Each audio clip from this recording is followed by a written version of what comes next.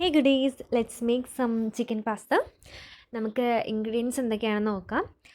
First ഞാൻ ഇവിടെ മാക്രോണിയാണ് എടുത്തേക്കുന്നത്, ബോയിൽഡ് മാക്രോണി, പിന്നെ grated carrot, chopped onion and garlic.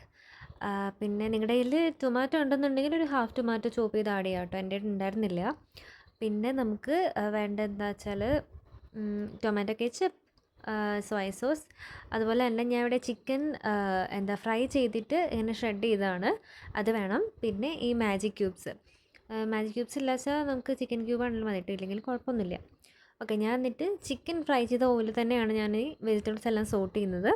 അല്ല, നല്ലപോലെ സോട്ട് ചെയ്യാൻ സോൾട്ടൊന്നും ഇപ്പോൾ ആഡ് ചെയ്യുന്നില്ല, കാരണം മാജിക് ക്യൂബ്സിലും അതുപോലെ തന്നെ സോയ സോസിലും ആവശ്യത്തിന് സോൾട്ട് ഉണ്ട്, അപ്പോൾ നോക്കിയിട്ട് മതി.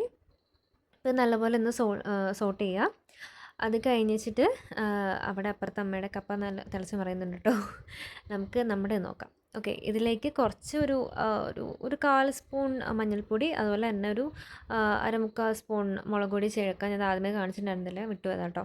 അപ്പോൾ അതൊന്ന് ചേർത്തിട്ട് അത് നല്ലപോലെ ഒന്ന് സോട്ട് ചെയ്യാം. ഇതൊന്ന് അധികം കരിഞ്ഞ് പിടിക്കാണ്ട് ഒന്ന് സോട്ട് ചെയ്ത് കഴിഞ്ഞിട്ട് അതിൻ്റെ കൂട്ടത്തിൽ നമുക്ക് ഒരു 1/2 ടീസ്പൂൺ സോയ സോസ് ആഡ് ചെയ്യാം.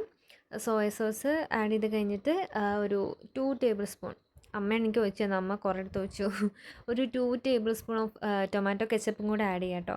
ഈ സോസ് ഒഴിക്കുന്നതിന് മുന്നേ നിങ്ങളുടെ കയ്യിൽ ടൊമാറ്റോ ഉണ്ടെന്നുണ്ടെങ്കിൽ അത് ആ ടൈമിൽ ചേർക്കാവേ.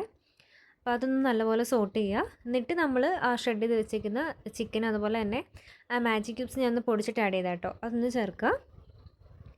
എന്നിട്ട് ഈ പാസ്ത ബോയിൽ ചെയ്തത് ഒന്ന് ആഡ് ചെയ്യുക.